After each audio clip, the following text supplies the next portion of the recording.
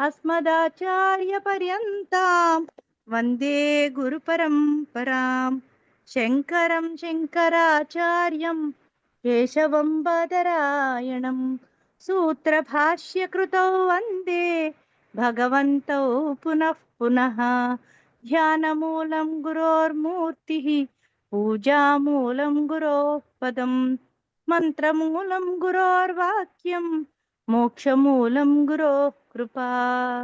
హరి ఓం. ప్రణామ్ గురుగారు. తరగతిని ప్రారంభించవలసిందిగా విన్నవించుకుంటున్నాను.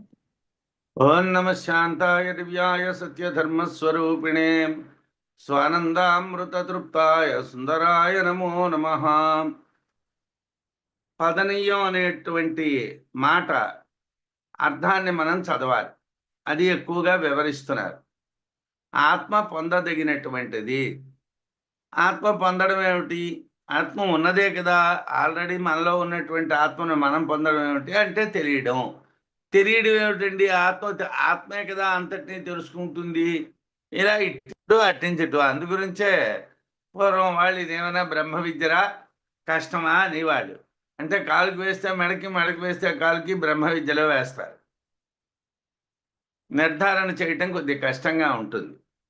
అస్య సర్వస్య జగతః ఆత్మేతి యదు ఉదీరితం తదేతత్పదనీయం స్యాదితి వాక్యస్య యోజన. వాక్యం అంటే సూత్రంలో ఉన్నటువంటి వాక్యం, బృహదారణ్యక మంత్రంలో ఉన్నటువంటి వాక్యం. ఏమిటా వాక్యం? తదేతత్పదనీయమస్య సర్వస్య యదయమాత్మా అనేనక్యేతత్ సర్వం వేద.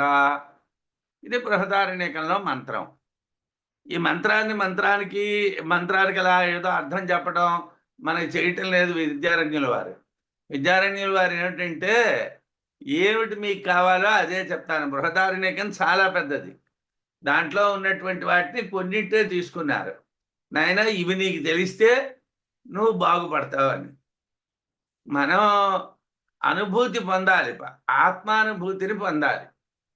బాగుపడ్డం అంటే ఇప్పుడు ఏదో చెడిపోయామని కాదు అర్థం. అంటే మనం శ్రేయస్సుని పొందాలి. బాగు అంటే శ్రేయస్సు, శ్రేయస్సు అంటే మోక్షం. మోక్షం ఎలా పొందుతాం? అనుభూతే మోక్షం. మోక్షం ఎక్కడ బీదిలో దొరికే వస్తువు కాదు. అది ఎలా కలుగుతుంది? మనం తెలుసుకుంటే కలుగుతుంది. ఏమిటి తెలియాలి? అస్య సర్వస్య, ఈ సమస్తమైన జగత్తునందు. ఇక్కడ నిర్ధారణ షష్ఠి చెప్పారు. జగత అంటే జగత్తునకు అనో జగత్తు యొక్క అనో అర్థం చెప్పాలి. కానీ దీన్ని నిర్ధారణ షష్ఠి అన్నారు కాబట్టి జగత్తునందు నిశ్చయ జ్ఞానం చేతను ఈ జగత్తునందు ఆత్మ ఇది, ఆత్మ అని ఏది చెప్పబడినదో అనగా ఆత్మతత్వము ఏది ఉదీరితం చెప్పబడినదో తదేతత్, అది అంటే ఆత్మే. ఇది పదనీయం స్యాత్, పొందదగినది, తెలియదగినది. ఇది అని వాక్యస్య యోజన, వాక్యార్థం. సూత్రంలో ఉన్నటువంటి వాక్యార్థం ఏమిటయ్యా అనంటే, ఆత్మ తత్తు ఏతత్తు. తత్తు అంటే ఆత్మ, ఏతత్తు అనేటువంటిది పదనీయం అంటే పొందదగినది. ఆత్మ పొందదగినది, ఆత్మే పొందాలి. ఆత్మ పొందదగినటువంటిది. సర్వస్య అనే సూత్రపదానికి నిర్ధారణ షష్ఠి చెప్పారు. సర్వమునందు అని అర్థం. ఈ సమస్తమైనటువంటి జగత్తునందు ఆత్మ అని ఏది చెప్పబడ్డాదో అదే పొందదగింది, అదే తెలియదగింది. ఆత్మ కోసమే నువ్వు ప్రయత్నం చేయాలి. ఇతరత్రా ప్రయత్నాలు అవసరం లేదు. అంటే లోకంలో ఉన్నాం కాబట్టి అనేక ప్రయత్నాలు చేస్తున్నాం, ఎన్నో విషయాలు మాట్లాడుతున్నాం, ఎన్నో విషయాల్లో దూరుతున్నాం. అనేకమైనటువంటి లౌకికమైనటువంటి ప్రపంచంతో సంబంధం కలిగి ఉన్నాం. ఇదంతా అవసరం కాదు అంటారు. దీన్ని వదులుకోమంటారు. ఈ లోక వ్యవహారాలని వదులుకొని నువ్వు పూర్తిగా ఆత్మని పొందు, ఆత్మని తెలుసుకో అంటున్నారు. పదనీయేతి శబ్దేన ప్రమాతుం యోగ్యత ఉచ్యతే. అజ్ఞాతత్వాత్ పుమర్థత్వాత్ ప్రమాతుం యోగ్యమాత్మనః. ఈ పదనీయం ఏమిటయ్యా? పదనీయం అంటే పొందదగింది అనే కదా. దీనికోసం ఇంత మమ్మల్ని పీకుతావేమిటి? పదనీయ ఇది శబ్దేన, పదనీయ అనేటువంటి శబ్దంతో ప్రమాతుం ప్రమాణములతో తెలియదగినది, పొందదగినది అనే యోగ్యత ఉచ్యతే చెప్పబడుచున్నది. ఆత్మ ప్రమాణాలతో తెలుసుకోవాలి. ఆత్మని పొందు అన్నాను, పొందేశానండి అనేశారు. అయిపోయిందా? బ్రహ్మజ్ఞానం అయిపోయింది. నేను ఉపదేశం చేసేయడం అయిపోయింది, మీరు పొందేయడం అయిపోయింది. రెండూ యథార్థం కాదు. ప్రమాణం ఉండాలి. దేనికైనా ప్రమాణం ఉండాలి కదండి. ఇప్పుడు అయ్యా బాగా తల నొప్పి పెడుతున్నదండి, చికాగ్గా ఉన్నదండి అని అంటే ఏదో ఒక పరీక్ష చేస్తారు. చేసి మీకు ఈ ప్రాబ్లం ఉన్నదండి, అందువల్ల మీకు ఈ నొప్పి వస్తున్నదండి, ఈ మందు వాడండి తగ్గుతుంది అని చెప్తారు. ప్రమాణంతో ఏదైనా చెప్పాలి. అప్రమాణంగా ఏది మాట్లాడకూడదు. లోకంలో ఏమిటంటే అన్నిటికీ ప్రమాణాలు ఉన్నాయండి.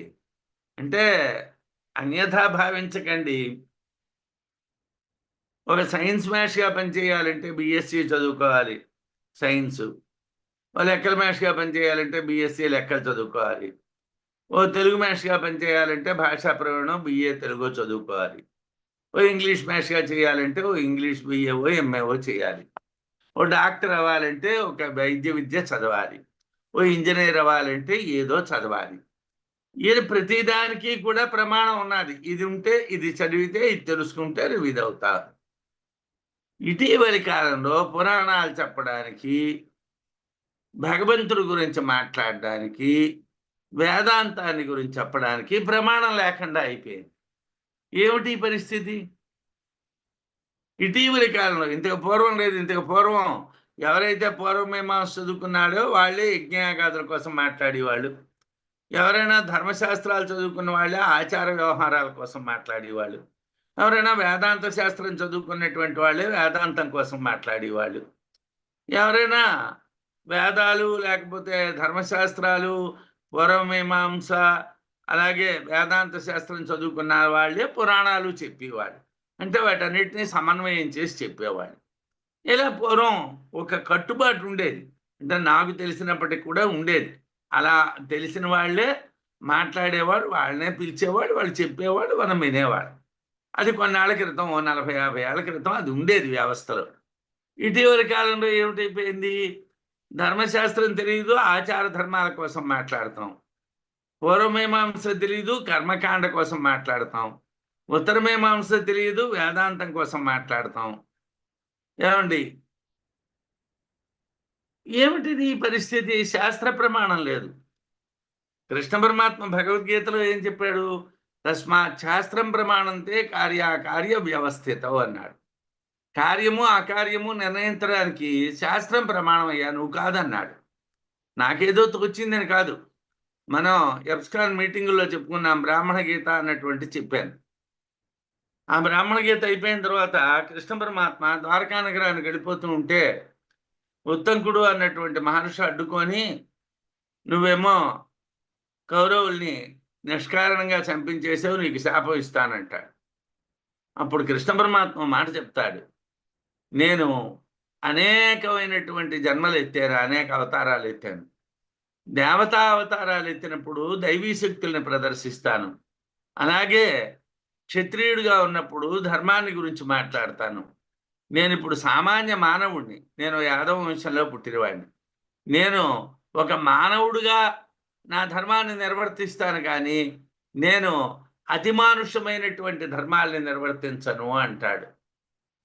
అంటే ప్రతి చోట కూడా ప్రమాణంగా మాట్లాడతారు. ప్రమాణం లేకుండా మాట్లాడరు. మనం ప్రమాణం లేకుండా మాట్లాడుతున్నాం. ఇప్పుడు మనకొచ్చిన చిక్కేంటంటే ఏదో ఒకటి మాట్లాడేసాం, అయిపోయింది అన్నట్టుగా ఉంటున్నాం. అలా ఉండకూడదు. విద్యారణ్యుల వారు ఏమిటంటున్నారంటే, పదనీయ ఇతి శబ్దేన, పదనీయ అనేటువంటి శబ్దంతో ప్రమాతం, ప్రమాణములతో తెలియదగినటువంటి, పొందదగినటువంటి యోగ్యత ఉచ్యతే చెప్పబడుచున్నది. ఆత్మకి ప్రమాణాలతో ఆత్మని గురించి మనం చెప్పాలి. ప్రమాణాలతో ఆత్మని తెలుసుకోవాలి. ప్రమాణాలతో ఆత్మని పొందాలి. అజ్ఞాతత్వాత్ ఆత్మ తెలియబడేటువంటిది కాకపోవటం వలన, ఉపమర్ధత్వాత్ ప్రధాన పురుషార్థం అవటం వలన ఆత్మనః ఆత్మకు ప్రమాతం, ప్రమాణముల ద్వారా తెలియుటకు యోగ్యత చెప్పబడినది. యోగ్యత చెప్పబడినది ఏమిటండి అంటే, పదనీయ అనే పదంతో ఆత్మ తెలియటం ఎందుకు? ఆత్మని పదనీయ అన్నటువంటి పదంతో ఎందుకు చెప్పాలి? ప్రమాణం ద్వారా తెలియాలి. ఆత్మ ప్రమాణం ద్వారా తెలియాలి. ఆత్మ అంతకు ముందు తెలియబడదు. అంతకుముందు మన ఆత్మని తెలుసుకోలేం. ఆత్మ తెలియుట ప్రధాన పురుషార్థం. ఆత్మ తెలియడం ప్రధానమైనటువంటి పురుషార్థం. అది మోక్షం అనే 2 కారణాల వల్ల ఆత్మను పదనీయం అంటే పొందదగినటువంటిది, తెలియదగినటువంటిది అని ప్రమాణపూర్వంగా చెప్పడమే ఉచితం. ఒక ప్రమాణంగా చెప్పాలి. అయ్యా, ఆత్మని మీరు తెలుసుకోవాలి, ఆత్మని మీరు పొందాలి అని చెప్పాలి. చెప్తే ఆత్మ అన్నటువంటి దాన్ని పొందడానికి అనాత్మ విషయాల్ని వదలడం అన్నటువంటి చేస్తాడు. ఇంకా మనం దూరంగా వెళ్తూ ఉంటే ఈ కాన్వ విద్యలోనే అనాత్మ విషయాలను ఎలా విడిచిపెట్టాలో కూడా చెప్తారు. మనం ఇక్కడికి ఏమిటంటే పొందాలి అన్నటువంటి విషయాన్ని తెలుసుకున్నాం. అవ్యాకృత వ్యాకృతయో అజ్ఞాతాత్మకతాయతః అత ఆత్మాతిరేకేణ నాజ్ఞాతార్థోస్తి కశ్చన. ఆత్మ విషయాల్ని గురించి చెప్పాలి. ఆత్మ విషయాల గురించి చెప్పాలంటే యతః ఎందువలన అవ్యాకృత వ్యాకృతయో వ్యాకృత అవ్యాకృతాల రెండింటికి కూడా అజ్ఞాతాత్మకత తెలియబడని ఆత్మతత్వము కలుగుచున్నదో. అవ్యాకృతానికి ఆత్మ అంటే ఏమిటో తెలియదు, వ్యాకృతానికి ఆత్మ అంటే ఏమిటో తెలియదు. రెండింటికి ఆత్మ అంటే ఏమిటో తెలియదు. అవ్యాకృతం అన్నటువంటిది మాయా విషయం, అవ్యక్తం. వ్యాకృతం అన్నటువంటి జగత్తు. జగత్తుకి ఆత్మ కోసం తెలియదు, మాయకు ఆత్మ కోసం తెలియదు. ఆ రెండింటికి తెలియదు. ఆత్మతత్వం తెలియదు. అతః అందువలన ఆత్మ అతిరేకేణ ఆత్మ కన్నా వేరైనటువంటి అజ్ఞాతార్థ అజ్ఞాత విషయం నా అస్తి కశ్చన మరొకటి ఏదీ లేదు. అన్నిటికన్నా మనం తెలియవలసినటువంటి అతి రహస్యమైనటువంటి విషయం ఏమిటంటే ఆత్మ. ఆత్మ కోసమే మనకి తెలియాలి, ఇతర విషయాల కోసం మనకి తెలియక్కర్లేదు. మన ఆత్మ తప్పించి ఇంకేమీ తెలుసుకోక్కర్లేదు. వ్యాకృత అవ్యాకృతాలు రెండూ తెలియబడనటువంటివే. వ్యాకృతము అనేటువంటిది మనకేమిటో తెలియదు, అవ్యాకృతము అనేటువంటిది తెలియదు. ఆ రెండింటి ఆత్మగా చెప్పబడుతున్నటువంటి ఆత్మతత్వం ఎవరికీ తెలియదు. ఆత్మ ఆత్మ అంటున్నాం, ఏమంటే ఆత్మతత్వం అంటున్నాం, ఏమిటో తెలుసా? తెలియదు. అందువలన అజ్ఞాతార్థం అంటే ఆత్మ, తెలియబడనటువంటి అర్థం అంటే ఆత్మ. ఆత్మ దానికన్నా మరొకటి ఏదీ తెలియబడనిది లేదు. అంటే తెలియబడనటువంటి ఆత్మ కన్నా మరోటి ఏదీ లేదు, ఒక ఆత్మే ఉన్నది. ఈ మిగతా జగత్తంతా భ్రాంతి, ఆరోపణ మాత్రమే. ఇదంతా ఆరోపణ మాత్రమే. దాన్ని తెలియటానికే పదనీయం అనేటువంటి శబ్దాన్ని వాడారు. అంటే మనం దాన్ని తెలుసుకోవాలి. ఏమంటే నాకు మా ఇల్లు తెలుసండి, నాకున్నటువంటి సౌకర్యాలు నాకు తెలుసునండి, ఇవి కాదు ముఖ్యం. ఇవన్నీ ఆరోపణలు మాత్రమే. నువ్వు ఒక పెద్ద ఆఫీసర్వి, చాలా ధనవంతుడివి, నీకు ఇంటి నిండా వాహనాలు ఉన్నాయి, నీకు ఇళ్ళున్నాయి, నువ్వు గోట్లు గడించి దాచావు, బంగారం ఉన్నది, ఇంకోటి ఉంది. ఇవన్నీ తెలియవలసినవి కావు. ఇవన్నీ కూడా నిష్ప్రయోజనమైన విషయాలు. అవన్నీ మనకు అక్కర్లేని విషయాలు. తెలియవలసినటువంటి విషయం ఏమిటి? ఆత్మ. తెలియవలసినటువంటి విషయం ఆత్మ కాబట్టి దాన్ని పొందండి. పదనీయం అన్నటువంటి పదంతో చెప్పాం. జ్ఞేయార్థానందయో యస్మాత్ సమాప్తి ప్రత్యగాత్మని పరమ పురుషార్థోత ఆత్మా భవతి నేతరః.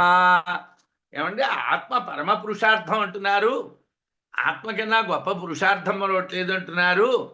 ఎందుకండి అలా అంటున్నారు అంటే, యస్మాత్ ఎందువలన ప్రత్యేగాత్మని, ప్రత్యేగాత్మ యందు జ్ఞేయ అర్థ ఆనందయో, తెలియదగినటువంటి విషయము ఆనందము అనేటువంటివి రెండు సమాప్తిని పొందుచున్నవో. ఏమండి, మనకి తెలియవలసింది ఏదైనా ఉన్నది అని అంటే ఆత్మ తెలిస్తే అంతా తెలిసినట్టుగానండి. ఆత్మ తెలిస్తే మరి తెలియవలసింది ఏమీ లేదు. ఇప్పుడు మనం ఇంకా ఎక్కడున్నాం? సముద్ర మధ్యన ఉన్నాం. మనకి ఆత్మ తెలియదు. బృహదారణ్యకం అజ్ఞానకాండలో ఒక బ్రాహ్మణంలో ఉన్నాం మనం. ఈ బ్రాహ్మణం 1-4 బ్రాహ్మణం బృహదారణ్యకంలో 1వ అధ్యాయంలో. మనం ఇంకా ఎక్కడ 4 అధ్యాయాలు యథార్థానికి బృహదారణ్యకం వేదాంతానికి సంబంధించింది, 2 అధ్యాయాలు ఉపాసనకి సంబంధించింది, 6 అధ్యాయాలు. 1వ అధ్యాయం 2వ అధ్యాయం అజ్ఞానకాండ. అంటే మనకి అన్నటువంటివన్నీ వేస్ట్ అని చెప్పడానికి 2 అధ్యాయాలు రాశారు బృహదారణ్యక. 2 అధ్యాయాలు జ్ఞానకాండ, 3-4 అధ్యాయాలు, 5-6 అధ్యాయాలు 2 ఉపాసనాకాండ. ఇక్కడ ఏమిటంటున్నాడు? ఎందువలన ప్రత్యేగాత్మ యందు జ్ఞేయార్థ ఆనందయో, తెలియదగినటువంటి విషయము ఆనందము అనేటువంటివి రెండు సమాప్తిని పొందుచున్నవో. అతః, అందువలన ఆత్మా పరమ పురుషార్థ, ఆత్మ పరమమైనటువంటి పురుషార్థము భవతి అగుచున్నది. నా ఇతరహ, ఇంకా ఏదీ కాదు. ఆత్మ ఒక్కటే పరమ పురుషార్థం. ఎందుకు? ఆత్మ తెలిస్తే మరేది తెలియవలసింది లేదు. ఆత్మ తెలిస్తే నిరతిశయమైన ఆనందం కలుగుతుంది. అంటే ఏదో 1 కోటి రూపాయలు ఇస్తా ఉన్నారు, అబ్బా 1 కోటి రూపాయలు ఇస్తా అన్నారు రా, చాలా సంతోషం రా అన్నాం. 1 కేజీ బంగారం ఇస్తా ఉన్నారు, మరీ సంతోషం అండి, కేజీ బంగారం ఇస్తా ఉన్నారు అన్నాం. కానీ ఇవి ఎంతసేపు అండి? కేజీ బంగారం ఇచ్చారు, మనం పుచ్చుకున్నాం. ఆ కేజీ బంగారం దొంగ బంగారమో లేకపోతే సక్రమంగా సంపాదించిన బంగారమో మనకి తెలియదు. ఇంట్లో పెట్టిన దగ్గర నుంచి ఎవడొచ్చి స్వాదాలు చేస్తాడో, ఎవడికి దొరికిపోతానో అని భయం. దానికి బిల్లులు లేవు, ఏమీ లేవు. 1 కోటి రూపాయలు ఇచ్చాడు, ఇన్కమ్ ట్యాక్స్ వాడి భయం. ఎందుకు ఈ భయాలు? ఇవన్నీ లౌకికాలు. అదే ఆత్మ అనుకోండి, ఆత్మని తెలిసాము, మనకి ఏ ట్యాక్సు లేదు, ఏ ఈడీ వాడు మన ఇంటికి రాడు, ఏ సిబిఐ వాడు మన ఇంటికి రాడు. ఎందుకోసం? ఆత్మజ్ఞాని అవసరం వాళ్ళకి లేదు. ఆత్మజ్ఞాని అవసరం ఏ ఆఫీసర్కి లేదు. 2, ఆనందం అంటారా? ఆత్మజ్ఞానాన్ని పొందిన తర్వాత, ఏమండి మీకు ఇల్లున్నాదా? మనం అడగక్కర్లేదు. వాడికి ఇల్లు లేకపోయినా వాడు అడవిలో పాకలో ఉన్న ఆనందంతోనే ఉంటాడు.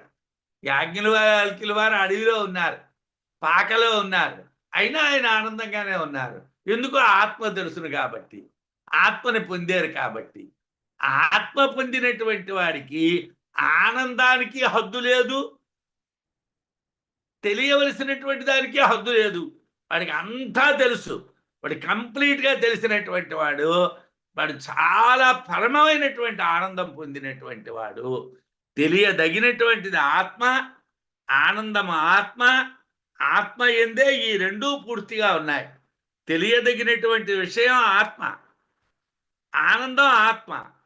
ఆత్మ ఈ రెండింటిలో పూర్తిగా, ఆత్మలోనే ఈ 2 పూర్తిగా ఉన్నాయి. ఆత్మ ఎందే ఈ 2 పూర్తిగా ఉన్నాయి.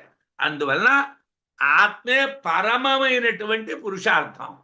మనం పొందవలసినటువంటి పురుషార్థాల్లో చాలా గొప్ప పురుషార్థం ఏదైనా ఉన్నదంటే అది ఆత్మే, మరి ఏది కాదు.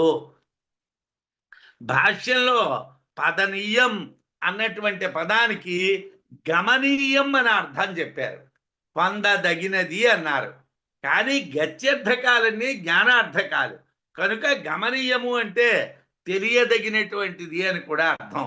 ఏ గత్యర్థకా తే జ్ఞానార్థకా అంటారు. కాబట్టి గత్యర్థకాలన్నీ జ్ఞానార్థకాలు, గమనీయం అంటే తెలియదగినటువంటిది. విజ్ఞానమానందం బ్రహ్మ అనే ఆత్మే ఆనందమునకు పరిపూర్ణ స్థితి. ఆత్మ అనేటువంటిదే ఆనందం. విజ్ఞానం ఆనందం బ్రహ్మరాతిర్ధాతు పరాయణం అనే బృహదారణ్యకంలోనే ఓ మంత్రం ఉంది.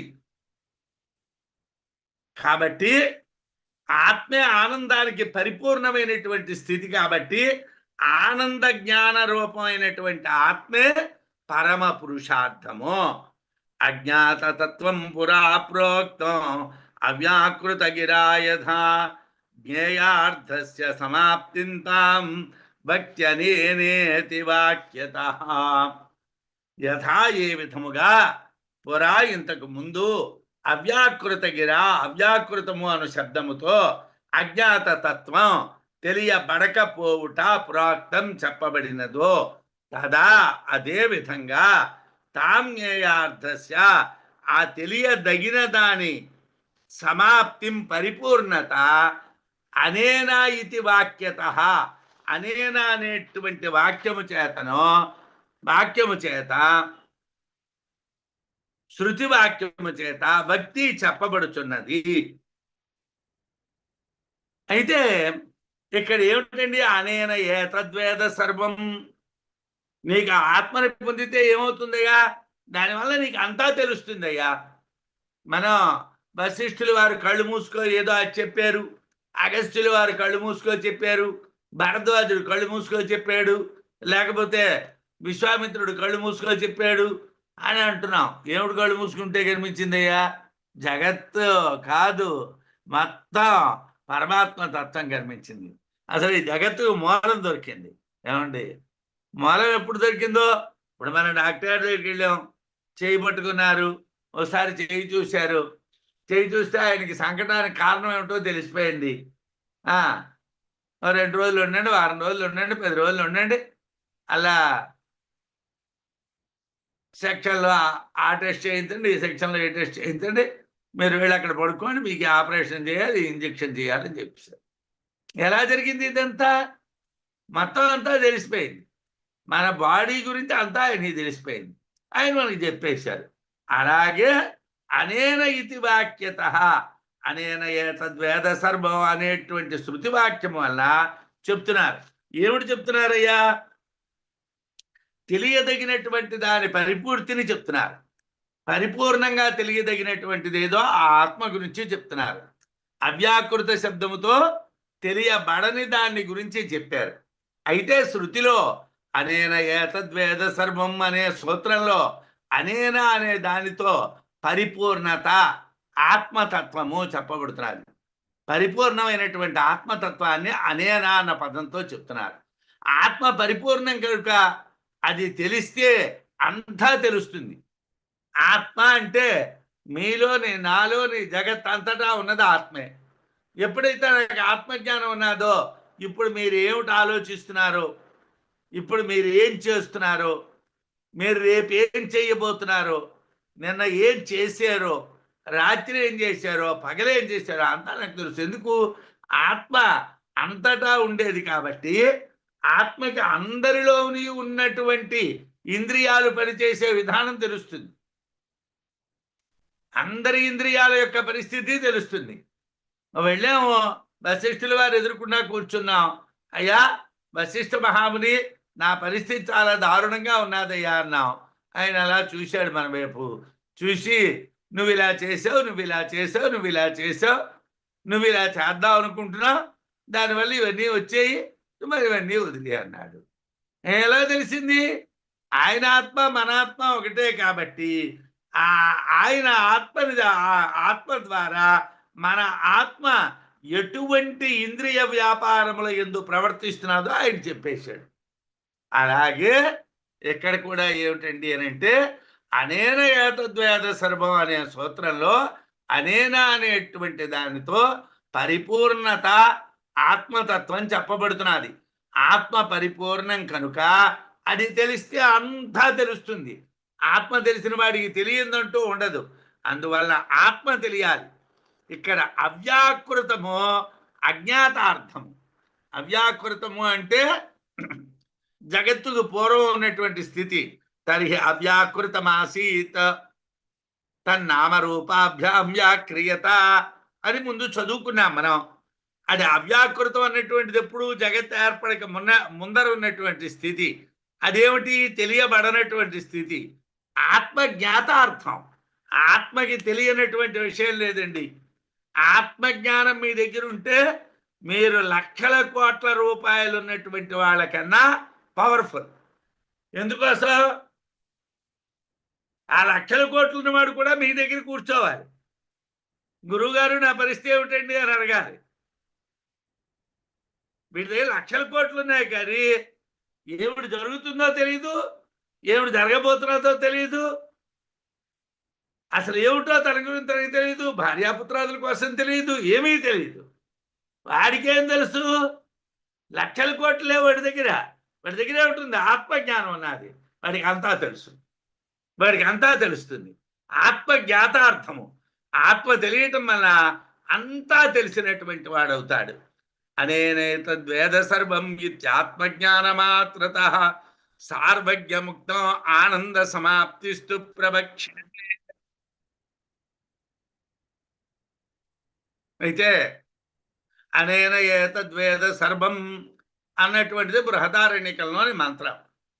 దీని చేత సర్వం తెలియబడును. నీకు ఎప్పుడైతే ఆత్మ తెలిసిపోయిందో అంతా తెలిసిపోతుందయ్యా. నీకు తెలియవలసినటువంటిది, నీకు తెలియంది ఏదీ లేదు. ఏ వేదాలు చదవక్కర్లేదు, ఏ శాస్త్రాలు చదవక్కర్లేదు, ఏ పురాణాలు చదవక్కర్లేదు. కళ్ళు మూసుకుంటే అష్టాదశ పురాణాలు కనిపిస్తాయి. కళ్ళు మూసుకుంటే 4 వేదాలు అన్ని శాఖలతో కనిపిస్తాయి. కళ్ళు మూసుకుంటే అన్ని ఉపనిషత్తులు కనిపిస్తాయి. కళ్ళు మూసుకుంటే అన్ని ధర్మశాస్త్రాలు కనిపిస్తాయి. కళ్ళు మూసుకుంటే అన్నీ కనిపిస్తున్నాయి. ఎలా కనిపిస్తున్నాయి? ఆత్మ. మన దగ్గర ఆత్మ ఉంది. ఇంత మన దగ్గర లేదా? ఉంది, ఉంది అని మనకు తెలియదు. మనకేం తెలుసు? ఆత్మజ్ఞానాన్ని గురించి మాట్లాడుతున్నాడు. యత్ర యతో వాచా నివర్తంతే అప్రాప్య మనసా సహా. నువ్వు కొన్ని లక్షల సంవత్సరాలు మాట్లాడినా ఆత్మ మాట్లాడే వస్తువు కాదు. మాట్లాడే వస్తువు కాదు ఆత్మ. అంటే మాటల చేత ఎవరికీ అర్థం కాదు. ఆత్మ మనస్సు చేత ఎవరూ పొందలేరు. మరి ఆత్మను ఎలా పొందాలండి? ఆత్మాయే ఉపాసీత చెప్పాం. ఆత్మని ఆత్మలాగే తెలుసుకోవాలి, మరోలా తెలుసుకుందికి అవకాశం లేదు. అనేన ఏతద్వేద సర్వం ఇది బృహదారణ్యకంలో మంత్రం. దీని చేత అంతా తెలుస్తుంది అని అర్థం. ఈ మంత్రంతో ఆత్మజ్ఞాన మాత్రత, ఆత్మజ్ఞాన మాత్రము వలన సార్వజ్ఞముక్తం, సర్వజ్ఞుడైపోతాడు. సర్వజ్ఞుడు అన్నటువంటి పదం ఎలాగా పనిచేస్తుందండి అని అంటే, ఆత్మజ్ఞానం ఎవడికి ఉంటుందో వాడు సర్వజ్ఞుడు. సర్వజ్ఞత్వం చెప్పబడ్డాది.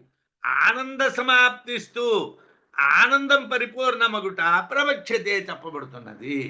ఏమండి? ఆత్మ తెలిస్తే అన్నీ తెలుస్తాయి.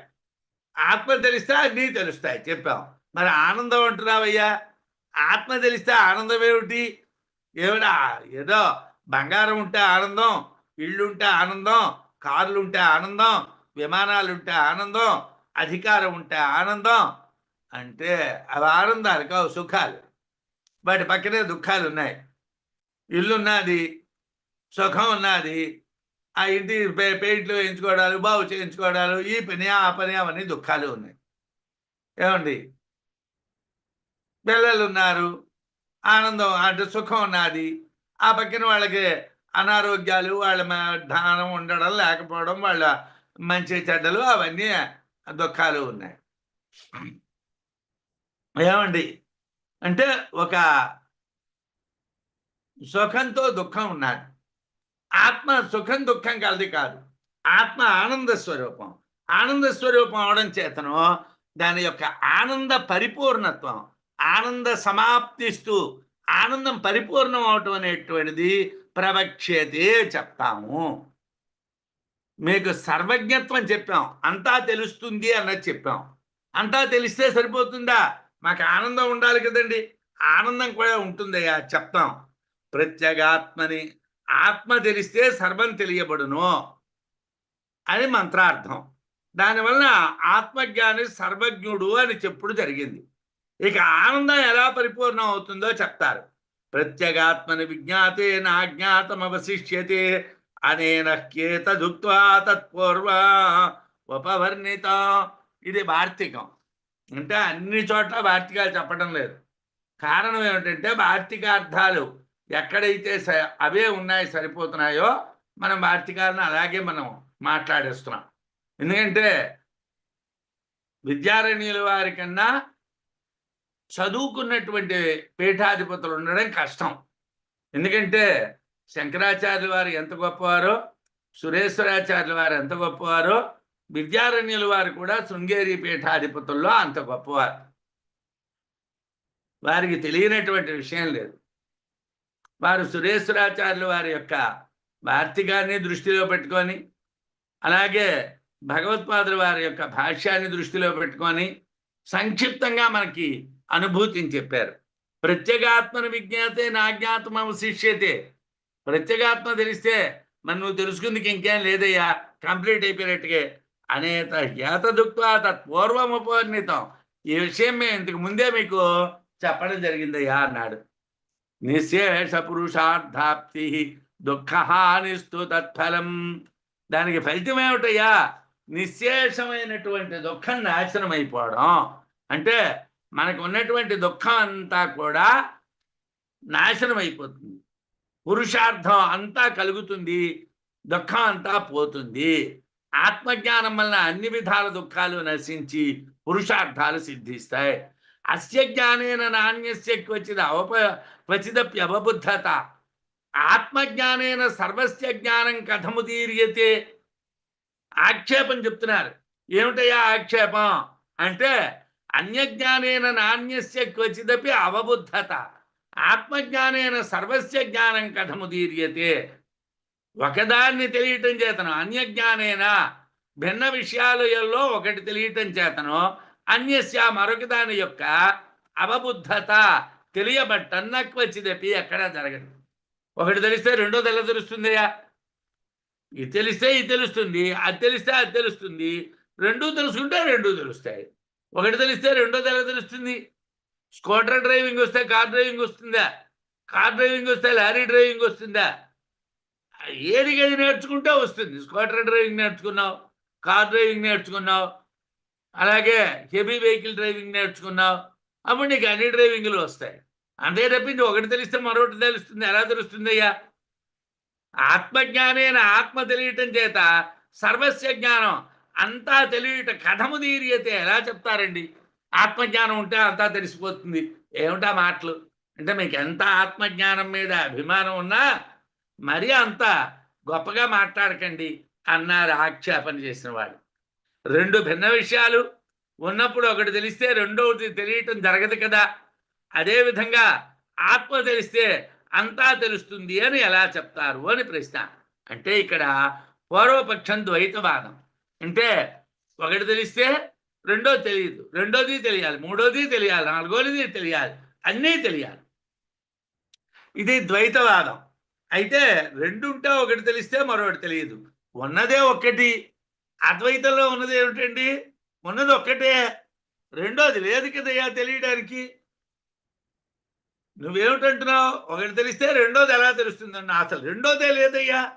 అద్వితీయం బ్రహ్మ. రెండోదే లేదు. రెండోది లేనప్పుడు రెండోది ఎలా తెలుస్తుందండి అని ప్రశ్న ఏమిటయ్యా? ఉన్నదే ఆత్మ. అది తెలిస్తే మరి తెలియవలసిందే ఏమీ లేదు. ఉన్నది ఒక్కటే, రెండోది తెలియడం అనే ప్రశ్నే లేదు. అయితే తద్వేద సర్వం అనే మంత్రంలో ఆత్మ తెలిస్తే సర్వం తెలుస్తుంది అనటం చేత ఆత్మ వేరు సర్వం వేరు అని పరిచ్ఛిన్నత కలుగుతున్నది కదండి. ఇక్కడ పూర్వపక్షంలో ఎలా ఉంటుందంటే, మీరు ఇది తెలిస్తే అనేన సర్వం వేద అన్నారు. అనేనా అంటే ఆత్మ చేత సర్వం అంతా వేద తెలుస్తుంది అన్నారు. ఒప్పుకున్నావయ్యా. అంటే అనేనా ఆత్మ చేత అన్నటువంటిది ఒక కర్తృత్వం, సర్వం అంతా ఇంకో కర్తృత్వం, వేద అన్నటువంటిది రెండింటికి క్రియ. అంటే ఏం చెప్పావు? ఇక్కడ రెండు వస్తువులు చెప్పావా? లేదంటావేమిటయ్యా? ఒకటి తెలిస్తే అంతా తెలుస్తుందని ఎలా అంటావయ్యా? ఒకటి వేరు కదా, అంతా వేరు కదా, ఆత్మ వేరు కదా, అంతా వేరు కదా. అంటే అటువంటిది లేదండి. ఎందుకంటే సర్వము అనే జగత్తు ఆత్మని ఆశ్రయించి ఏర్పడింది ఆ కల్పన కాబట్టి అది వేరు కాదు. నువ్వు సర్వం అంటే ఏమిటి? జగత్తు. జగత్ అనేటువంటిది అసలు ఉంటే కదా. జగత్ అనేటువంటిది ఎలా ఏర్పడ్డాది? ఆత్మను ఆశ్రయించి ఏర్పడ్డాది. రజ్జు సర్ప భ్రాంతి ఉన్నప్పుడు ఒక తాడే ఉంది. ఆ పాము అన్నటువంటిది, నీళ్ళధార అన్నటువంటిది, పూలదండ అన్నటువంటిది అన్నీ భ్రాంతులు. అలాగే ఉన్నదొక్క ఆత్మేనయ్యా. నువ్వు జగత్తు అని దాంట్లో ఎన్నో చెప్పావు, అవన్నీ ఉత్తి భ్రాంతులయ్యా. సర్వం అన్నటువంటిదంతా భ్రాంతి. యథార్థం ఆత్మ. ఆత్మ తెలిస్తే ఆ భ్రాంతిలో ఉన్నవన్నీ తెలుస్తాయి అన్నారు. అయినా పూర్వపక్షానికి సమాధానం చెప్పాలి కాబట్టి చెప్తున్నారు. సత్యమేవం భవేదే తత్ యద్యాప్యాత్మాన్యయిష్యతే ఆత్మాసౌ అన్య ఇతి చ నానున్మత్తస్య గీర్యం. ఏమయ్యా, బాగా పిచ్చిన్నటువంటి వాడు కూడా నేను వేరు నా ఆత్మ వేరు అండయ్యా. ఆత్మే నేను, నేనే ఆత్మ అనుకుంటాడు. ఆత్మజ్ఞానంలో నేను వేరు ఆత్మ వేరు అన్నటువంటివి రెండు ఉండవు. పిచ్చివాడు కూడా అలా అనుకోడు. ఏవం ఆత్మ వేరు సర్వము వేరు అనుట సత్యం భవేత్. ఓవేళ నిజమే అవ్వచ్చు. నువ్వు అన్నావు కదా, నువ్వు బాగా తెలివైన వాడివి కదా, నువ్వు బాగా చెప్పావు కదా, బాగుంది. ఒకవేళ నిజమైతే, నువ్వు చెప్పినటువంటి మాట నిజమైతే, ఏతత్ ఈ ఆత్మాపి ఆత్మ కూడా అన్యయిష్యతే వేరొకటి అనుట జరుగుతుంది. ఆత్మ వేరవుతుంది. అసలు ఆత్మ, ఈ ఆత్మ నేనే అయినటువంటి ఆత్మ అన్య ఇతి చ వేరొకటి అని అనున్మత్తస్య పిచ్చివా లేనివాడి ఎవడు కూడా నగీర్యం ఈ విధంగా పలకడు. పిచ్చున్నటువంటి వాడే నువ్వు మాట్లాడినట్టు మాట్లాడతాడు, కానీ పిచ్చి లేని వాడెవడు కూడా ఆత్మ వేరు నేను వేరు అంటయ్యా. ఆత్మే నువ్వు, నువ్వే ఆత్మ, నువ్వే ఆత్మ. పిచ్చుని వాడు ఎవడైనా నేను వేరు ఆత్మ వేరు అనాలి, కానీ పిచ్చి లేని వాడు ఎవడు నీలా మాట్లాడ్డయ్యా అన్నాడు. ఆత్మ వేరు సర్వం వేరు అనేటువంటిది నిజమైతే ఈ స్వస్వరూప ఆత్మ కూడా వేరవుతుంది. తనకన్నా తన ఆత్మ వేరని పిచ్చి లేనటువంటి వాడెవడు మాట్లాడు. పిచ్చున్నవాడు మాట్లాడితే మేము సమాధానం చెప్పక్కర్లేదు. ఎందుకంటే పిచ్చి వాళ్ళకి సమాధానం కాదు కదా మనం చెప్పవలసింది. మనం చదువుకున్న వాడికి సమాధానం చెప్పాలి కాబట్టి పిచ్చివాడికి సమాధానం ఎక్కడ ఉండదయ్యా. ప్రత్యక్తత్వే పరిజ్ఞాతే జగత్తత్వం ప్రబుధ్యతే ఇత్యత్ర పదదృష్టాంతో యథావత్ సవివిచ్యతే.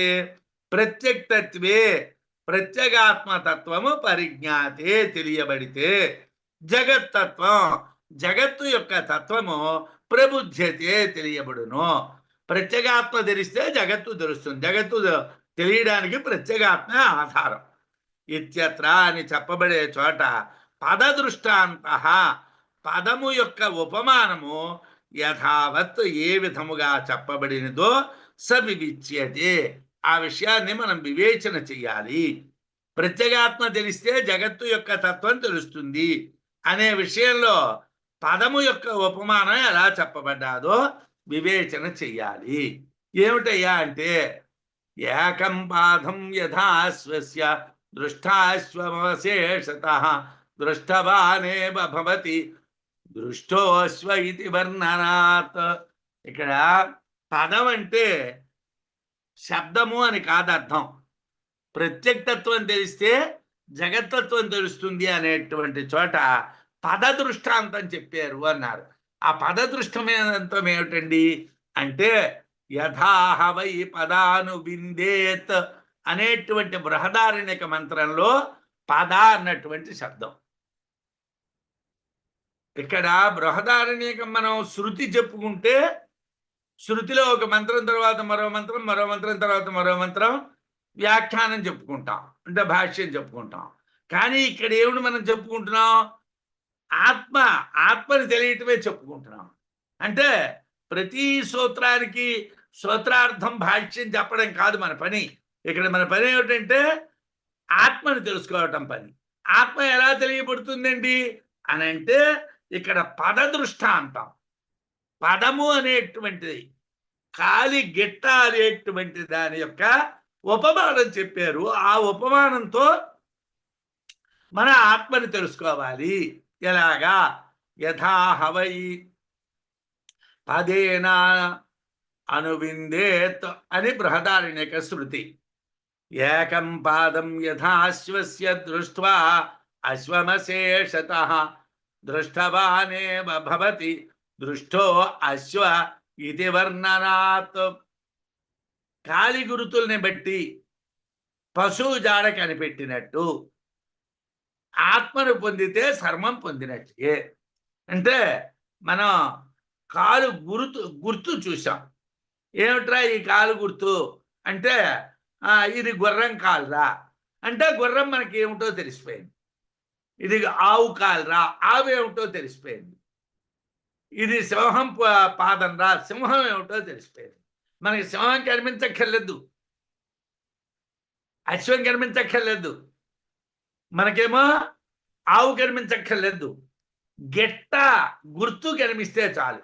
ఆ గిట్ట గుర్తు కనిపిస్తే మనం ఆహా అదా అని చెప్పేస్తాం.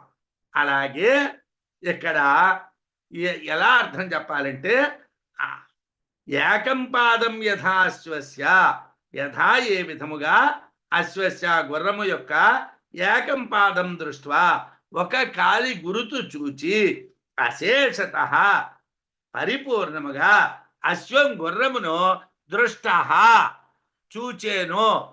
దృష్ట అశ్వ ఇది గుర్రం చూడబడినటువంటిది అని వర్ణనాత్ వర్ణించుట వలన దృష్టవానేవ భవతి చూచిన వాడగును. అంటే కాలు గుర్తు చూసి నేను గుర్రాన్ని చూశాను రా అన్నాం. కాలు గుర్తు చూసి నేను ఆవును చూశాను రా అన్నాం. కాలు గుర్తు చూసి నేను కాకిని చూశాను రా అన్నావు. అక్కడ అది లేదు, దాని గుర్తు చూసి నువ్వు చెప్పావు. అలాగే ఆత్మను తెలిస్తే అంతా తెలిసినట్టుగే. గుర్రం తప్పిపోయినప్పుడు దాని కాలి గుర్తును బట్టి దాన్ని చూచినట్టు ఆత్మను కూడా అన్వేషించి చూడాలి. గవాడి బోధని వృత్తి పదతజ్ఞాన హేతుత అనన్విత పదజ్ఞాన గోపిండైకావసాయిని అని వార్తికం. వార్తికంలో ఏమిటంటున్నారు? గవాడి బోధని వృత్తి పదతజ్ఞాన హేతుత అనన్విత పదజ్ఞాన గోపిండైకావసాయిని ప్రత్యేగాకారత్వాద్వా ప్రత్యేగాకారత్వాద్వా ప్రత్యేగితి బోధ అని ఆనందగిరి ఆచార్యుల వారు అంటారు. అంటే ఆవు యొక్క పాదాన్ని చూస్తే ఆవు అని నువ్వు ఎలా చెప్తున్నావో అలాగే గోవు పాదాలని బట్టి గోవు జాడ తెలిసినట్టుగా ప్రత్యేగాత్మని బట్టి జగత్తంతా తెలుస్తుంది. ప్రత్యేగాత్మను బట్టి జగత్తంతా తెలుస్తుంది. అదే దాన్ని ఎలా చెప్పారంటే ఆయన ప్రత్యేగాకారత్వాద్వా ప్రత్యేగితి బోధ. ప్రత్యేక యొక్క ఆకారం ఆత్మ కాబట్టి ప్రత్యేక యొక్క ఆత్మ తెలిసేసరికల్లా ప్రత్యేక అంతా తెలియబడినటువంటిది అవుతున్నది అని ఆనందగిరి ఆచార్యుల వారు ఆ వార్తికానికి వ్యాఖ్యానం రాస్తూ అన్నారు. యథా గవాత్మనా సాక్షాత్ గాంబిందేద్ గోపదానుగ ప్రత్యక్షైతన్య సత్వైవం బిందే తత్పరమం పదం. ప్రత్యక్ష చైతన్యము యొక్క అనుసరణ ద్వారా పరిశీలన ద్వారా ముముక్షువు బ్రహ్మాన్ని తెలియాలి. ప్రత్యక్ష చైతన్యాన్ని బాగా పరిశీలించడం చేతను, ప్రత్యక్ష చైతన్యం అంటే ప్రత్యేగాత్మ, ప్రత్యేగాత్మని బాగా దర్శించడం చేతను వివేచన చేయడం చేతను బ్రహ్మాన్ని తెలియాలి అని సురేశ్వరాచార్యుల వారు చెప్తున్నారు. ఏవం స్వదేహమాత్రస్తే సాక్షితత్వే అవలోకితే అశేష జగతస్తత్వం లభ్యతే నైవ సంశయ. ఏవం ఈ విధముగా స్వదేహమాత్రస్తే తన శరీర మాత్రమునందున్న సాక్షితత్వే సాక్షి అయిన ప్రత్యేగాత్మ తత్వము అవలోకితే చూడబడితే నీలోనే ఉన్నటువంటి ప్రత్యేగాత్మని నువ్వు దర్శించగలిగితే అశేష జగత తత్వం మొత్తం జగత్తు యొక్క తత్వము లభ్యతే లభించును నైవ సంశయ ఇందులో ఏమాత్రం అనుమానం లేదు అన్నారు. నువ్వు ప్రత్యేగాత్మను దర్శిస్తే నీకు జగత్ అంతా దర్శించిన వాడు అవుతావు. తన శరీరంలో సాక్షి మాత్రంగా ఉన్నటువంటి ప్రత్యేగాత్మ తెలిస్తే మొత్తం జగత్తు యొక్క తత్వం అంతా కూడా తెలుస్తుంది, ఇందులో సందేహం లేదు. నను ప్రతీచి విదితే తదన్యద్విదితం భవేత్ జ్ఞానార్థే ప్రకృతే కస్మాత్ లాభార్థోనోపసంహతి. ప్రత్యేగాత్మ తెలిస్తే అంతా తెలుస్తుంది అంటున్నారు. అయితే ఇక్కడ జ్ఞానార్థకంతో ప్రారంభించి లాభార్థకంగా చెప్పి జ్ఞానార్థకాన్ని ఉపసంహరిస్తున్నారు కదా, ఎందుకండి అని ప్రశ్న వేశారు. అంటే జ్ఞానం అంటే తెలియటం, లాభం అంటే పొందడం. లాభం అంటే పొందడం అండి. 10 కోట్లు వచ్చిందండి అంటే లాభం. ఏమండి 10 విషయాలు తెలిసేయండి అంటే తెలియడం. ఇది అది ఒకటి కాదు కదండి. మీరు ప్రారంభించడం ఏంటో జ్ఞానార్థంతో ప్రారంభించారు. మీరు మధ్యం చెప్పడం అంటే లాభార్థాన్ని చెప్తున్నారు. మీరు చివరిని జ్ఞానార్థంతో ఉపసంహరిస్తానంటున్నారు. అసలు ఏమిటయ్యా ఈ వేదాంతం? జ్ఞానార్థం అంటే తెలియడం అన్నారు, ఓకే తెలియడం అనుకున్నాము. లాభార్థం అంటే పొందడం అన్నారు, మళ్ళీ జ్ఞానార్థం అంటే తెలియడం అంటున్నారు. జ్ఞానార్థం ఏమిటి, లాభార్థం ఏమిటి? రెండు ఒకటిలాగవుతాయి. జ్ఞానార్థం అంటే తెలియడం, లాభార్థం అంటే పొందడం, రెండు డిఫరెంట్ కదండి అన్న. జ్ఞాన లాభార్థయో యస్మాత్ ఏకార్థత్వం వివక్షితం అవిద్యాధ్వం సమాత్రత్వాత్ తేనాత్ర స్వవిరుద్ధత. భాష్యకారులు జ్ఞాన లాభ పదాలను ఒకే అర్థంగా భావించారు. జ్ఞానపదాన్ని లాభపదాన్ని ఒకటే అన్నారు. అవిద్య నశించడమే జ్ఞానం, అవిద్య నశించడమే లాభం. అవిద్య నశించడమే జ్ఞానం. అవిద్య నశించిందనుకో వాడు జ్ఞాని అన్నాం. వాడు జ్ఞాని అంటే వాడు లాభాన్ని పొందినట్టుగా. ఎందుకు? వాడు ఆత్మను పొందాడు కాబట్టి. అంటే అవిద్య నశించడం జ్ఞానము, అవిద్య నశించడం లాభము. కాబట్టి రెండింటికి తేడా లేదు. ఆత్మతా బ్రహ్మణో లాభ బ్రహ్మతాప్యాత్మన పరం వ్యావర్త్య భేదాత్ తద్భిత్తి ఏకం వస్తు ద్విరుచ్యతే. ఆత్మ లాభానికి అజ్ఞానం ఉండకూడదు కనుక ఆత్మలాభమే జ్ఞానం. ఆత్మ లాభం అంటే ఆత్మ పొందబడడం అంటే అజ్ఞానం ఉండకూడదు, అంటే జ్ఞానం ఉండాలి. కాబట్టి ఆత్మ లాభాన్నే జ్ఞానము అంటారు అన్నారు వార్తికారులు. బ్రహ్మతా నాత్మతో అన్యత్ర నాత్మతా బ్రహ్మణోన్యత యత ఏవమతో భేదో జ్ఞాన లాభార్థయోరిహ. అనాత్మ బ్రహ్మ కాదు, అబ్రహ్మము ఆత్మ కాదు. బ్రహ్మ అన్న ఆత్మ అన్న ఒకటే, బ్రహ్మ అన్న ఆత్మ అన్న ఒకటే. ఆత్మ కానటువంటిది బ్రహ్మ కాదు, బ్రహ్మ కానటువంటిది ఆత్మ కాదు. కాబట్టి బ్రహ్మలాభము ఆత్మజ్ఞానము ఒకటే. బ్రహ్మాన్ని పొందడము, ఆత్మ జ్ఞానం కలిగి ఉండడం, ఈ రెండు ఒకటేనయ్యా. యతయేవం అతో అభేద జ్ఞానలబ్ధ లాభార్థయోరిహ. జ్ఞానానికి లాభానికి ఒకటే అర్థం. ఎందుకంటే బ్రహ్మలాభం, బ్రహ్మ పొందబడ్డాది. ఆత్మజ్ఞానం, ఆత్మజ్ఞానం కలిగింది. జ్ఞాన లాభార్థాలకి ఏకార్థాన్ని వార్తికకారులు చెప్పారు. అయితే ఆనందస్య సమాప్తి యా ప్రత్యేగాత్మని సాధునా ప్రదర్శతే అనుభూత్యాత్ర స్పష్టం సార్వజనీనయా. అయితే ఇప్పుడు ఆనందం వ్యవహారం చెప్తామయ్యా. మీకు జ్ఞానార్థం చెప్పేశాం, జ్ఞానార్థం చెప్పడం అయిపోయింది కాబట్టి ఇప్పుడు ఆనందం గురించి చెప్పాలి. ఏమిటి ఆనందం?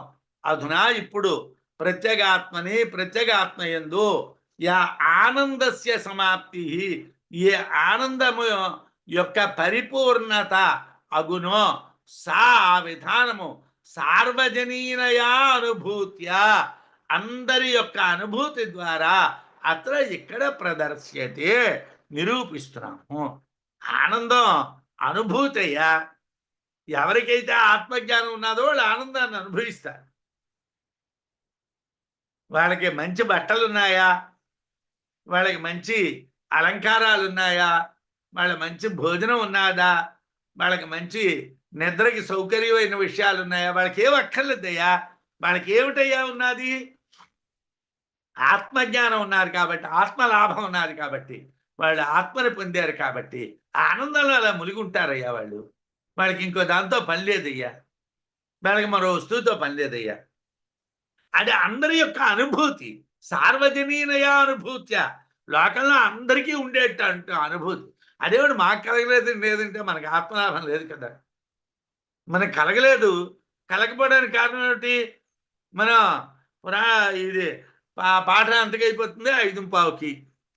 5:15కి అయిపోతే 5:30 లోపు టీ తాగేసి మనకి అపాయింట్మెంట్లు ఉన్నాయి రాత్రి 10 గంటల వరకు, తెల్లారి అపాయింట్మెంట్లు ఉన్నాయి. మళ్ళీ రేపు సాయంకాలం 4:10 లోపు చేరడానికి ఈ లోపల మన అపాయింట్మెంట్ అన్ని క్లియర్ చేసుకోవాలి. మనకు ఆత్మలాభం ఎలా కలుగుతుంది? వాడికి ఏ అపాయింట్మెంటు లేదు, ఆత్మజ్ఞానికి ఏ అపాయింట్మెంటు లేదు, ఒకటే అపాయింట్మెంట్, వాడు ఆత్మలోనే ఉండడమే వాడి అపాయింట్మెంట్. వృత్తాత్పుత్ర ప్రియపుత్రాత్ పిండ పిండాత్ తథేంద్రియం ఇంద్రియేభ్యో ప్రియం ప్రాణ ఆత్మ ప్రియతమస్తత. ఆనందం అన్నిటికన్నా గొప్పదని ఎలా చెప్తున్నావయ్యా అంటే చెప్తున్నారు. ఏమిటి? బృహదారణ్యకంలో మంత్రం ఉన్నది, ఆ మంత్రాన్ని మనకిక్కడ చెప్తున్నారనమాట. సరే, బృహదారణ్యకంలో ఉన్నటువంటి మంత్రాలు మనం అన్నీ వరుసగా చెప్పుకోవటం లేదు కాబట్టి కొన్ని కొన్ని విషయాలు మాత్రమే చెప్పుకుంటున్నాం. విత్తాత్ పుత్ర ప్రియ, విత్తాత్ ధనము కంటే పుత్ర కొడుకు ప్రియ ప్రియమైన వాడు. డబ్బున్నది, కొడుకులు లేరు. సాధారణంగా వాడు పెళ్ళిని కోవిల్లో అలా ప్రతి కోవిల్లో దండం పెడుతూ ఉంటాడు, ఆ ప్రతి మహాత్ముడికి దండం పెడుతూ ఉంటాడు. అయ్యా నాకు బోల్డ్ అంత ధనం ఉన్నది కానీ పిల్లలు లేరండి, నాకు పిల్లలు పుడతారంటే మీరు ఏది చేయమంటే అది చేస్తానండి అంటాడు. దశరథ మహారాజు గారు పిల్లలు లేరని వశిష్ఠుడి దగ్గరికి పిలిపించి అశ్వమేధ యాగం చేస్తా అన్నాడు పిల్లల కోసం. పిల్లలు ఎందుకండి? ఈ ఉన్న డబ్బుకు వారసులు ఉండాలి కదండి. మనమైతే 100 కోట్లు, 500 కోట్లు, 1000 కోట్లు, 10,000 కోట్లు, 1,00,000 కోట్లు సంపాదించాం. కానీ మరి వీటి ఎవడో ఒకడు తినేవాడు ఉండాలి కదా. మనకేం వైరాగ్యం లేదు కదా, పోతే పోనీ అని వదిలేయడానికి. ఎవడు తింటే వాడు దాన్ని నాకేం పోయింది అనడానికి మనకు అంత వైరాగ్యం ఏం లేదు కదా. అందుకోసం విత్తాత్ ధనము కంటే పుత్ర ప్రియ, కొడుకు ప్రియమైన వాడు. పుత్రాత్ పిండ ప్రియ, పుత్రుడి కంటే కొడుకు కంటే శరీరము ప్రియమైనటువంటిది. తథా అదే విధంగా పిండాత్ పిండము కంటే అంటే శరీరము కంటే ఇంద్రియం ఇంద్రియాలు ప్రియ ప్రియమైనటువంటివి. ఇంద్రియేభ్య ఇంద్రియాల కంటే ప్రాణ ప్రియం ప్రాణము ప్రియమైనటువంటిది. తత వాటికన్నా ఆత్మ ప్రియతమ, ఆత్మ ప్రియమైనది. వరుసగా మనం చూసుకున్నట్టుగైతే డబ్బు కన్నా కొడుకు, కొడుకు కన్నా మన శరీరం, మన శరీరం కన్నా మన ఇంద్రియాలు, మన ఇంద్రియాల కన్నా మన ఆత్మ ప్రియమైన ప్రాణము, ప్రాణము కన్నా ఆత్మ ప్రియమైనటువంటివి అన్నాడు. ధనము కన్నా కొడుకు ప్రియం, కొడుకు కన్నా శరీరం ప్రియం, శరీరం కన్నా ఇంద్రియాలు ప్రియం, ఇంద్రియాల కన్నా ప్రాణం ప్రియం, ప్రాణం కన్నా ఆత్మ ప్రియం. అందువల్ల ఆత్మ అన్నింటికన్నా ప్రియమైనటువంటిది. తదే తత్ప్రేయ పుత్రాత్ ప్రేయో విత్తాత్ ప్రేయోస్మాత్ సర్వస్మాత్ అంతరతరం హృదయమాత్మ అని శృతి. బృహదారణ్యకంలో అది మంత్రం. ఆత్మ అన్నింటికంటే లోపల ఉండేది, అది నిరతిశయమైనటువంటి ప్రియము. అంటే దాంతో సమానమైన ప్రీతి మరి దేనికి లేదు. దానిని అన్ని ప్రయత్నముల వలన పొందాలి, ఇంకేది కోరకూడదు అని శృతి. ఈ విషయం వార్తికంలోని శ్లోకంలోని సమానంగానే ఉన్నది. స్వాత్మభోగస్య హేతుత్వాత్ ప్రాణాదౌ ప్రీతిరిష్యతే నస్వతోతో నసా ముఖ్య వేశ్యా ప్రీతి యథా తథా. స్వాత్మభోగస్య హేతుత్వాత్, తన భోగానికి కారణాలు అవ్వటం వలన, అంటే తాను అనుభవించే దానికి సాధనాలు అవ్వటం వలన ప్రాణాదో ప్రాణము మొదలైనటువంటి ఇంద్రియముల యందు ప్రీతి ప్రియము ఇష్యతే కలుగుతున్నది. మనకి ఈ శరీరం మీద, ఈ ప్రాణం మీద, ఇంద్రియాల మీద ప్రియం ఎందుకండి అని అంటే ఇవి మనం అనుభవించడానికి మనకు వస్తున్నాయి కాబట్టి. నా స్వతహ ఆ ప్రీతి తన యందు తనకున్నటువంటి ప్రియము లాంటిది కాదు. అంటే సాధారణంగా శరీరం మీద ఉన్నటువంటి ప్రీతి ఆ శరీరం పనిచేయడాన్ని బట్టి ఉంటుంది. ఎలాగంటే నసా ముఖ్య, ఆ ప్రియత్వము ముఖ్యము కాదు. యథా ఏ విధముగా వేశ్యా ప్రీతి, వేశ్య ఎందు ప్రీతియో తథా ఆ విధముగా భోగేంద్రియ ఎందు ప్రీతి అన్నారు. దానికి ఇంకా లోతుగా మనకి చెప్తారు. ఆ విధంగా భోగ విషయాలైనటువంటి ఇంద్రియాల యందు ప్రీతి, తాను భోగములు అనుభవించడానికి కారణాలు కాబట్టి ఇంద్రియాల యందు ప్రాణముల యందు ప్రీతి ఉంటుంది. కానీ అది తన ఆత్మ మీద తనకున్నటువంటి సహజమైనటువంటి ప్రీతి వంటిది కాదు. ఆ ఇంద్రియ ప్రీతి ముఖ్యము కాదు. విటుడికి వేశ్య మీద ఉన్నటువంటి ప్రీతి లాంటిది ఆ ప్రీతి. ప్రీతి సాధన హేతుత్వాత్ ప్రాణాదౌ ప్రీతిరిష్యతే బంధకీ ప్రీతివన్ ముఖ్య నైవాత్మా సుయుజ్యతే. సాధారణంగా శరీరంలో ఉన్నటువంటి ఇంద్రియాలన్నీ మనకు ఉపయోగపడుతున్నాయి కాబట్టి ప్రియం. కాళ్ళు పనిచేస్తున్నాయి కాబట్టి ఇష్టం, చేతులు పనిచేస్తున్నాయి కాబట్టి ఇష్టం, కళ్ళు పనిచేస్తున్నాయి కాబట్టి. ఇవన్నీ పనిచేయలేదనుకోండి, చస్తే బాగుండరా అని మనమే అంటాం. ఎందుకు బతకడం, ఇలాగా మంచం మీద పడి ఉండడం కన్నా ప్రాణం పోతే బాగుండు, ఈ వ్యధ శరీరం ఉంటేనేవాడు పోతేనేవాడు. ఏమీ మరి నువ్వు అనుభవించినంతకాలం పనికొచ్చిందా? ఇప్పుడు పనికి రాలేదా? పనికొచ్చినంతకాలమే వాడుకుంటామండి, ఆ తర్వాత అది అక్కర్లేదు. ప్రతి నిర్నిమిత్తైవ సర్వావస్థాస్వపీష్యతే ప్రీతిరగ్నిష్ణవత్ తస్మాన్ ముఖ్యా సావితి గమ్యతాం. ప్రతీచి ప్రత్యేగాత్మ యందు ప్రీతి అంటే ఏ సంతోషం అయితే ఉన్నదో, ఆనందం అయితే ఉన్నదో, నిర్నిమిత్తైవ ఎటువంటి కారణము లేకుండా కలుగుతున్నది. ఆత్మ మనకి ఏం పని చేసి పెడుతున్నది? ఏం పని చేసి పెట్టడం లేదు. ఆత్మ మీద మనకి ప్రీతి ఉన్నది.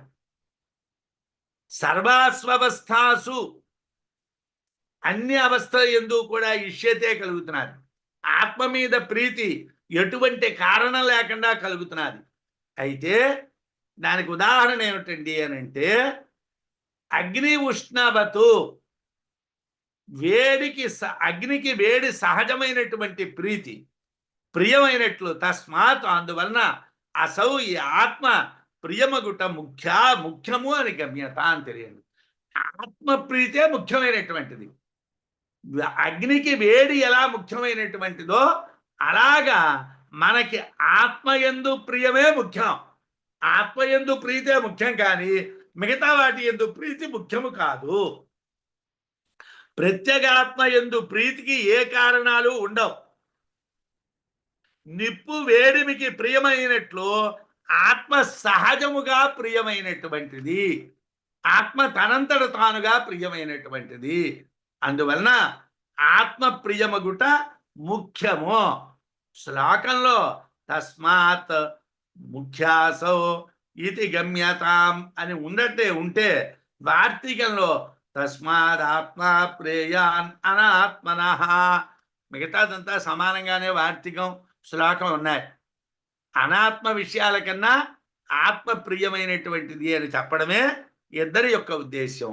సర్వాంతరత్వేన యుజ్యతే నిర్నిమిత్తత వాక్యేషు సనిమిత్తత్వం ప్రీతే స్పష్టంగవాదిషు. సర్వాంతరత్వేన అన్నింటికంటా లోపల ఉండడం చేత, నిర్నిమిత్తత ఏది కారణము లేకపోవట యుజ్యతే. ఆత్మ ఏ ప్రయోజనం లేదండి. అసలు మన ఆత్మ ఉన్నది అంటే ఆహా ఆత్మ ఉన్నదా అంటున్నాం, కానీ ఆత్మ వల్ల మనకేమిటి ప్రయోజనం అంటే మనకేం తెలియదండి. అలా చెప్పడం తప్పులేదండి, అది నిర్నిమిత్తం అండి. బాహ్యేషు బాహ్య విషయముల యందు సనిమిత్తత్వం, నిమిత్తముతో కూడినటువంటి ప్రీతి ఉండుట, గవాదిషు గోవులు మొదలగు వాటి యందు వలె స్పష్టముగా కనిపిస్తుంది. గోవులు మొదలైనటువంటి వాటి మీద ప్రీతి బాహ్య ప్రీతి. ఆవు పాలిస్తూ ఉన్నంతకాలం మన దగ్గర ఉంచుతాం. పాలు ఇవ్వడం అయిపోగానే దాన్ని ఏం చేస్తారు? ఎవడికో అప్పచెప్తారు, ఒరే మేపురా, అది మళ్ళీ చూలుండి అది బిడ్డని కనేటువంటి పరిస్థితికి వస్తే అప్పుడు మళ్ళీ తీసుకురారా అని చెప్తారు. అంటే అది పనికొచ్చినంత కాలమే దాని మీద ప్రీతి. అలాగే శరీరం మీద కూడా అది పనికొచ్చినంత కాలమే ప్రీతి. దీనికి కారణం ఉంటుంది. ఆవులు పాలిస్తాయి కాబట్టి వాటి మీద ప్రీతి, పాలు ఇవ్వకపోతే వాటి మీద ప్రీతి ఉండదు. కానీ ఆత్మ అన్నింటికన్నా లోపల ఉంటుంది కనుక ఆత్మ ప్రియమవడానికి ఏ కారణము ఉండదు. ఆత్మ ఆంతరతమమైనటువంటిది అని శృతే చెప్తున్నది కాబట్టి ఆత్మ ప్రియం అవటానికి ఏ కారణాలు లేవు. ఆత్మ ఎటు